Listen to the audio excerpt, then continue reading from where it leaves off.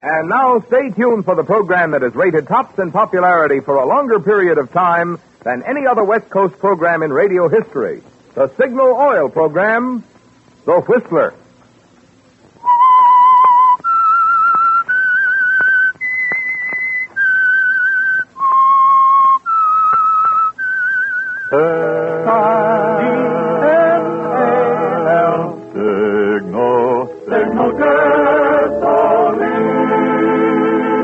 Signal, the famous Go Farther gasoline, invites you to sit back and enjoy another strange story by The Whistler. For extra driving pleasure, the signal to look for is the yellow and black circle sign that identifies signal service stations from Canada to Mexico. And for Sunday evening listening pleasure, the signal to listen for is this whistle that identifies the Signal Oil program, The Whistler.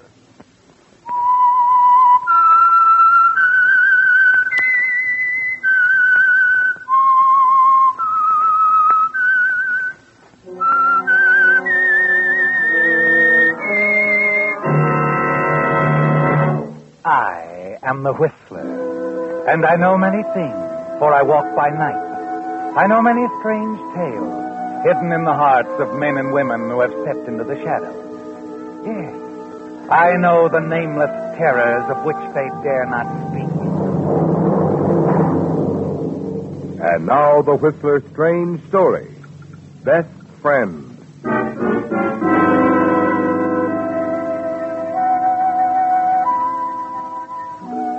The conversation and the cocktails were in full swing at the fashionable Brentwood gathering. Everyone present appeared to be relaxed, comfortable. All that is except Bob Talbot, who had a problem. A problem of strategy as he divided his time between pleasant small talk and the seriousness of his attempt to avoid Liz Wheeler, the wife of his best friend and business partner, Henry Wheeler. As the evening wore on and Bob's evasive tricks wore thin, the inevitable finally occurred.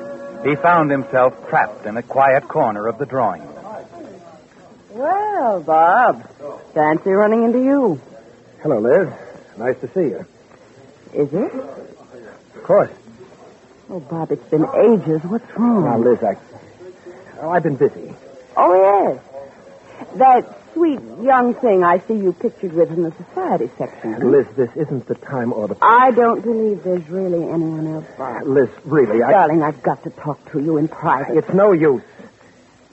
We've been through all this before. We're finished, Liz. It has to be that way. Why?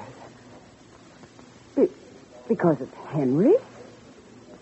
Well, that's it, isn't it? Well, after all, he's my best friend. I just can't do this. Oh, I knew that was it. I knew you hadn't really stopped loving me, Bob. Liz, be careful. Henry's coming this way. Oh, don't go away, darling.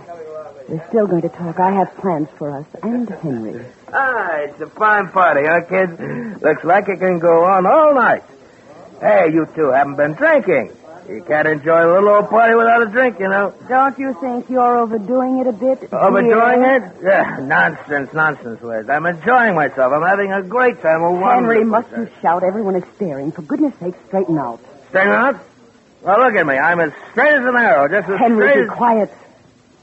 Oh, Liz, don't go spoiling the party. Look, I'm getting fed up with this. Always saying, don't do this, don't do that. Oh, you're acting like a child. Fine party, and I'm having a great time. Now just leave me alone, please. I can't even have any fun. Hey, Charlie. Henry's in rare form tonight. Bob, will you come to the house? I must talk to you. Liz, I've told you, we're finished. Please, Bob. Darling, I can leave now. No one will be surprised if I do. The way Henry's been behaving all evening, everyone has noticed it. But, Liz... Don't worry.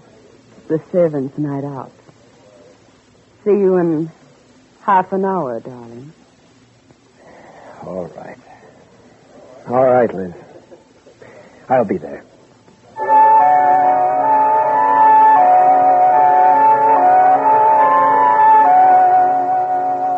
It's time for the showdown, isn't it, Bob? You could go on making her think the only reason you'd stopped seeing her was because of Henry, your friendship with him. It was a convenient excuse to break off with Liz, wasn't it? And not once did she suspect the truth, that you've grown tired of her. There was really someone else now, the sweet young thing on the society page who was going to be another stepping stone to the top. And now as you sit with Liz in the library of her home. Liz, don't you see? I didn't realize what a real friend Henry was. I just can't do this to him. Darling, I've told you I can get rid of him. You know he wouldn't give you a divorce. Please don't talk about it. Henry has the highest regard for me, and I feel the same thing toward him. This ridiculous loyalty. Bob, don't you think you owe me something? Remember, I was the one who got you into the firm. Everything I am or hope to be, I owe to my darling Liz. Is that it? Well, now, Bob, don't be angry. I don't need you anymore for anything. I've never loved you, Liz, not even in the beginning. From the start, I knew what I wanted. You were just the means of getting it. Oh, you're lying. You're trying to make me hate you and forget you. Oh, Bob, you know you love me. Liz, please. Look, darling, we're the same kind of people, you and I. We can't just call it quits because of Henry. Oh, these past weeks without seeing you have been a nightmare. No, don't look away, Bob. Kiss me.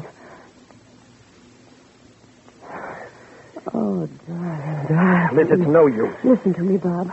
Henry's going up to the cabin this weekend. We'll have 3 whole days. 3 days. No, we won't. Liz, can't you get it through your head? We're through. Understand, we're through. It has nothing to do with Henry. If I really loved you, I wouldn't let him stand in the way. Henry means nothing to me. No. Oh, no, Bob. I meant every word I said a moment ago. I never loved you. I used you to get what I wanted.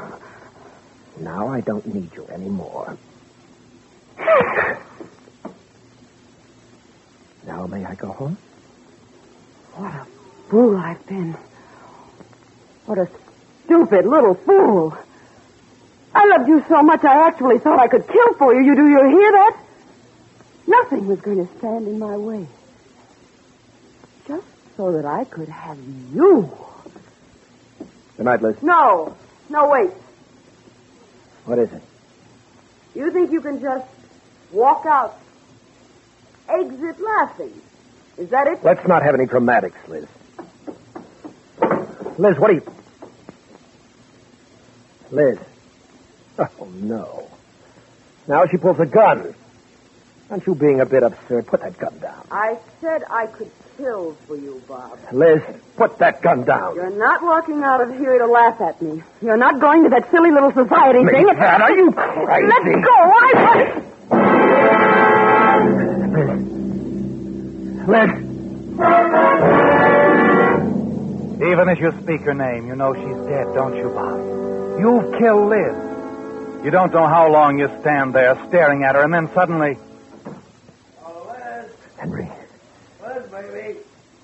You home? Yes, Bob. He's coming in. Henry, your best friend. Honey. You look around frantically. Quickly turn off the lights. Honey. Leap behind the draperies as he stumbles into the room. Liz? Are you in the library, honey? Honey? Liz?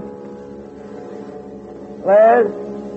Hidden behind the draperies, you wait as the minutes drag by. And you wonder why Henry hasn't turned on the light. And then you see him stretched out on the sofa. And you realize he's fallen asleep. You start for the door and suddenly stop. In an instant, a plan flashes through your mind.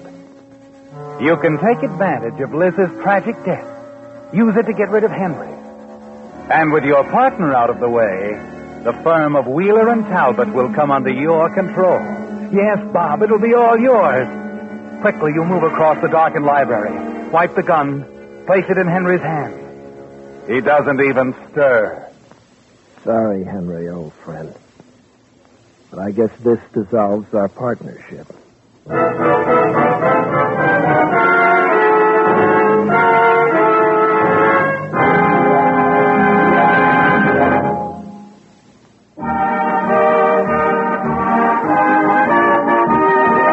Gene Planette of Hollywood is the Whistler fan to whom we are sending a $20 Signal gasoline book this week as a token of our appreciation for writing this limerick.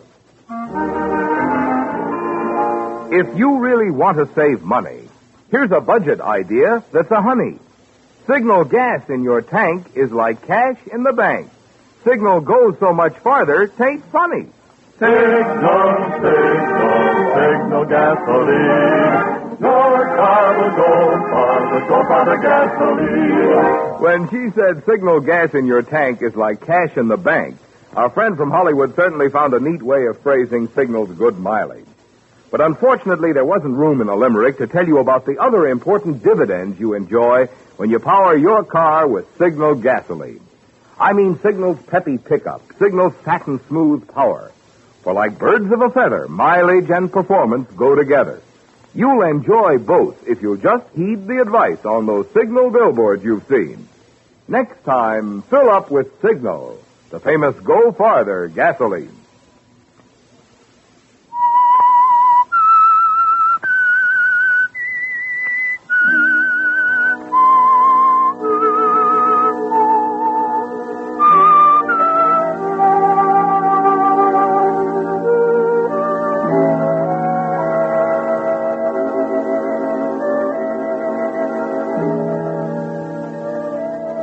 It's the next morning, hours after you fired the shot that killed Liz Wheeler.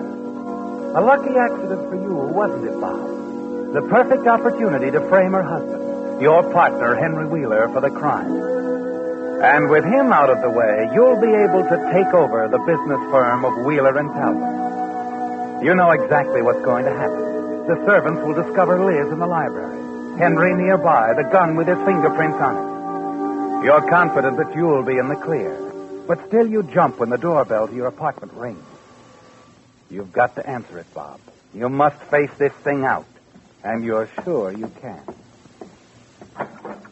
Yes? Sorry to get you out of bed, Mr. Talbot. I'm Lieutenant Loring, homicide.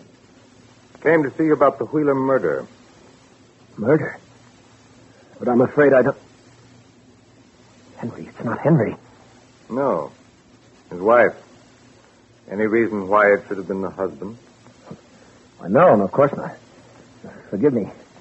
Come in. I'm afraid you took me a little by surprise. Thank you. Now then, Mr. Talbot, this is surely routine, you understand, but I'm going to have to ask you where you were last night. Of course. I was at the same cocktail party the Wheelers attended. How well did you know Mrs. Wheeler? Well enough to call her Liz. I've been a dinner guest of theirs many times. Henry and I are business partners. I see.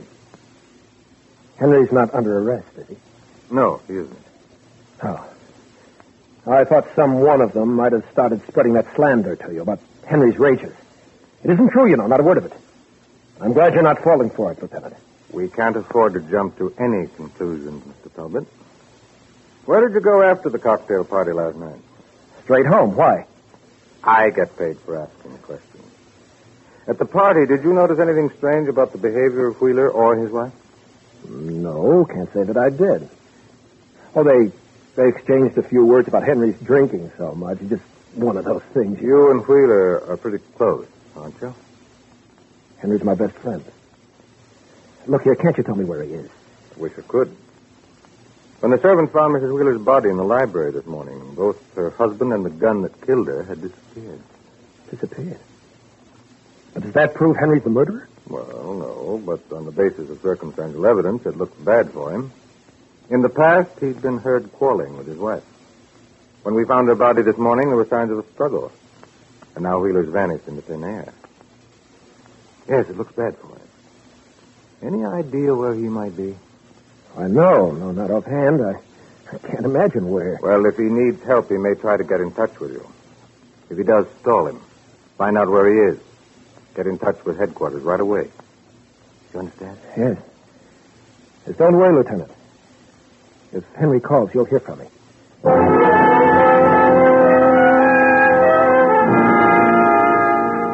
You carry it off very well, don't you, Bob? Just the right amount of touching loyalty and devotion for Henry. And Lieutenant Loring seems to believe you. But you're worried, aren't you?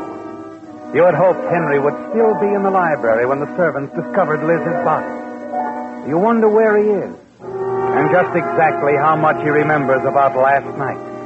Because Henry's the only one who might link you with the murder. You decide that you must find him before the police do, and then a few minutes after the lieutenant leaves. Hello? Hello, Bob. It's Henry. Henry. Can you talk? course, I'm alone. Did you hear the news on the radio? They say I killed Liz. Yes, I know. I gotta see you, Bob. You're the only person I can trust. Where are you? Malibu, at your beach house. What? Don't worry, no one saw me. But, Henry, you... Can you come out as soon as possible? I'm counting on you to help me. The police have already been here. I'd better wait till it's dark. All right. I can trust you, can't I, Bob? Of course. Of course, you can trust me.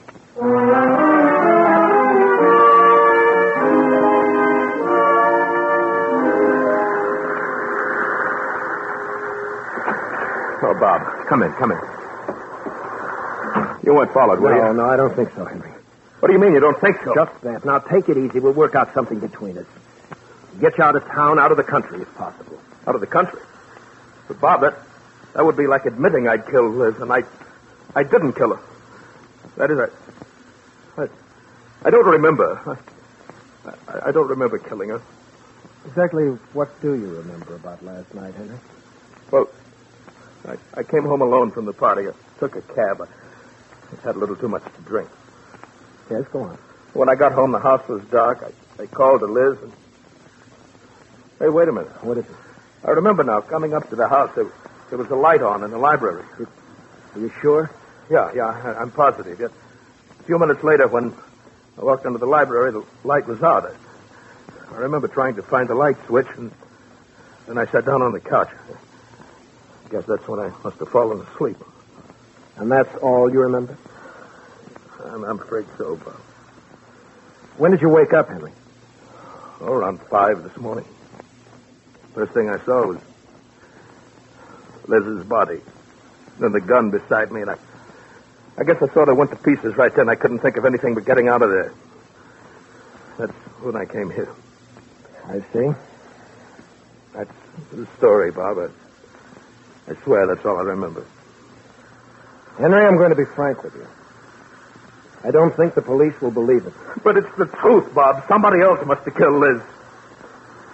Listen, Bob, about the light in the library, do you think it could mean anything? Huh? Are you sure you saw a light? Yes. That's how I noticed the car in the driveway. The car? Yeah, Liz's car, the convertible. I didn't know if she was home or not until I saw it. Hey, wait a minute. Maybe it wasn't her car. Oh, now, Henry. That convertible could have belonged to someone else. I didn't give it a second glance. I just took it for granted it was Liz's car. Did you notice the color of the car? Well, no, it was a dark one. Liz had a black convertible, Henry. Yeah, sure, but that car could have been maroon, dark green, blue. How can you tell the difference at night? All right, Henry, all right. Bob, you think I'm making all this up? I didn't say that, Henry. Don't you see, Bob? If there was someone else in there in the house, someone who might have killed Liz, he could have turned the lights out in the library when he heard me come in. Now, doesn't that make sense? Well, yes, it makes sense, but I don't think you can afford to bet too heavily on it, Henry. Oh, if only I could remember. Perhaps I did notice something about the car. If I could remember. Yes, Bob, that's it.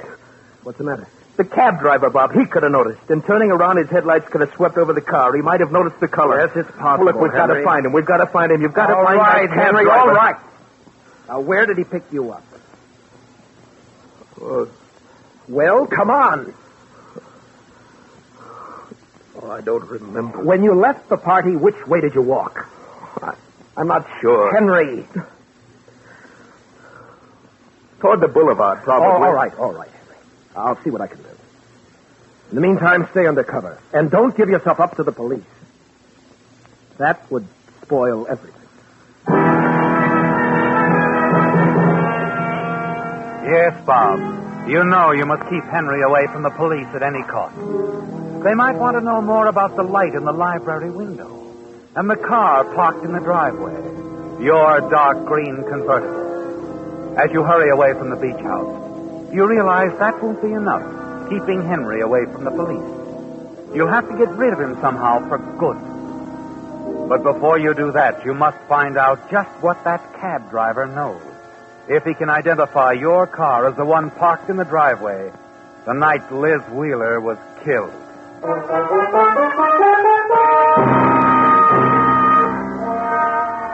Taxi, mister? No, but perhaps you can help me. I'm trying to find a driver who took a friend of mine home last night. Think maybe I did, huh? Well, I've already checked half a dozen cab stands in the neighborhood. No and, luck, huh? Okay. What do you look like? Well, he was tall, heavy set, wearing a top. Would it be a guy named Wheeler you're asking about? What? Yeah, I drove the guy home. I didn't know what his name was not until I seen the papers this morning. Did he really bump off his wife? Well, we don't know. Look, when you drove Wheeler home, did you notice a car parked in the driveway? Car in the driveway? No. I wouldn't even be sure there was a car. I had my hands full with that lush Wheeler, and I just wanted to get rid of him before we got into another argument. I see. I'm sorry I can't help you, buddy.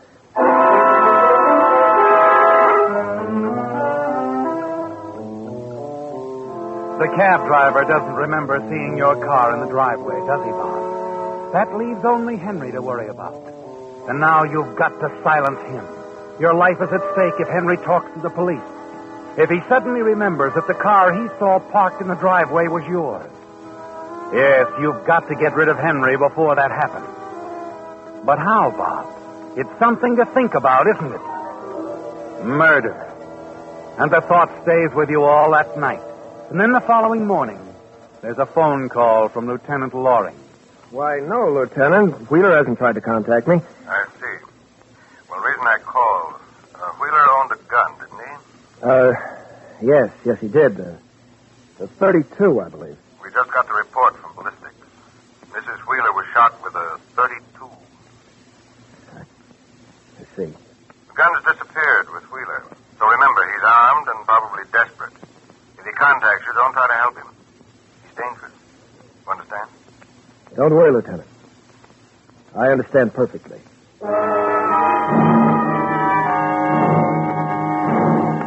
That's it, isn't it, Bob? Suddenly you found the answer. The gun that killed Liz. Lieutenant Loring has unknowingly pointed the way out to you. The way to get rid of Henry. He'll be found dead, a suicide with a murder weapon by his side. It's as simple as that, isn't it, Bob? But he mustn't be found at your beach house. That wouldn't do, would it? That night when you go back to the beach house with a ready-made story for Henry, you know that somehow you've got to get that gun. The cab driver, Bob, did you find him? Yes, I found him. But he can't do you a bit of good, Henry.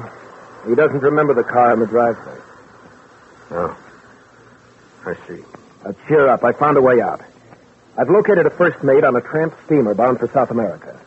He wants 5,000 cash. No questions asked. But, Bob, running away... It's your only chance, Henry. I promise you, once you're out of the country, I'll do everything in my power to solve this thing. Bob, you believe me, don't you? You know I didn't do it. Yes, Henry, I do believe you, but the police won't. All right. When do I leave? Well, not for another week, so we've got to move you to a safer place. How about your cabin up at Moon Lake? The cabin? Yes. No one's ever known about your little hideaway outside of us, you, Liz, and I. All right, I'll go. Before we leave, Henry, you'd better give me the gun. The gun? Yes. Yes, I'll get rid of it for you. All right. Here it is. Fine. Now, listen, Henry. I think I'll go on up ahead. Make sure everything is all right at the cabin. Now, if I'm not back here by late tomorrow afternoon, say 5 o'clock, wait till it's dark, then come on up. You have a car. Yes, I took the Jameson station wagon. They're our next-door neighbors. They loaned it to me when they went away for the summer. Then you're all set. Bob, why can't I go now? No, Henry. It's important that I go up to the cabin first, alone. I want to be certain the coast is clear. Besides, I don't think it's wise for us to travel together. Yeah, sure. I guess I'm behaving pretty badly. Huh? Forget it. Well, I'd better get going. See you at the cabin tomorrow night, Henry. All right. And, Bob, thanks for everything, huh? Only too glad to do it, Henry. Anything for a friend.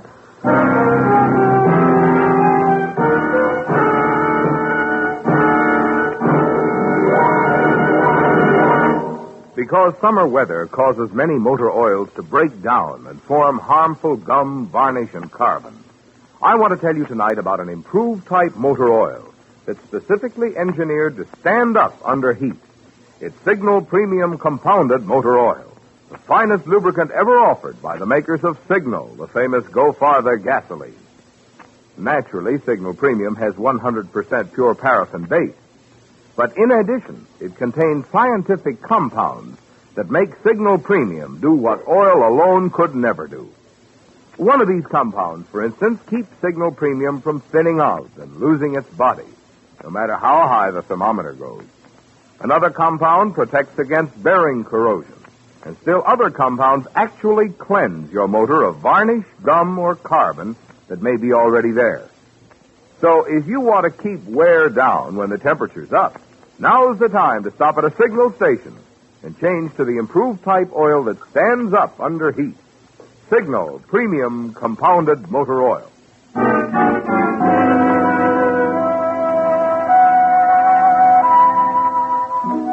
Some 36 hours after Bob Talbot had left Henry Wheeler at the Malibu beach house, Lieutenant Loring of Homicide hurried into the coroner's office at Moon Lake.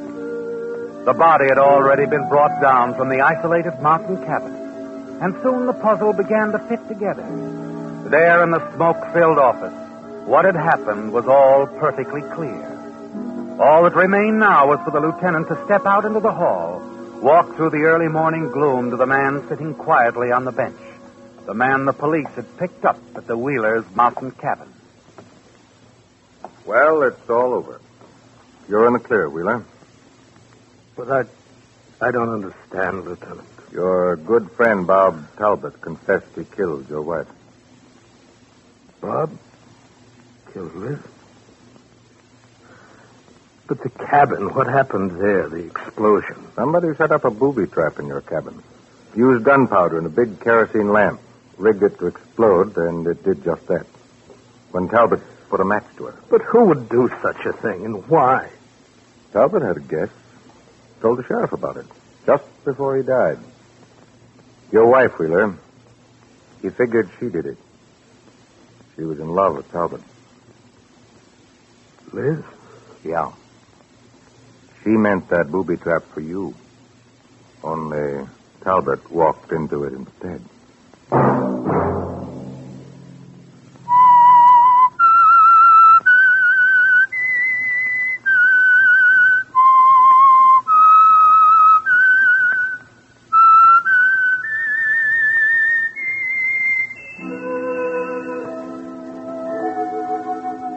Let that whistle be your signal for the Signal Oil program, The Whistler, each Sunday night at the same time. Brought to you by the Signal Oil Company, marketers of Signal gasoline and motor oil, and fine quality automotive accessories. Remember, if you would like the fun of having your friends hear a limerick of yours on The Whistler, the address to which to send it is Signal Oil Company, Los Angeles, California. All limericks become the property of Signal Oil Company. Those selected for use on The Whistler will be chosen by our advertising representatives on the basis of humor, suitability, and originality. So, of course,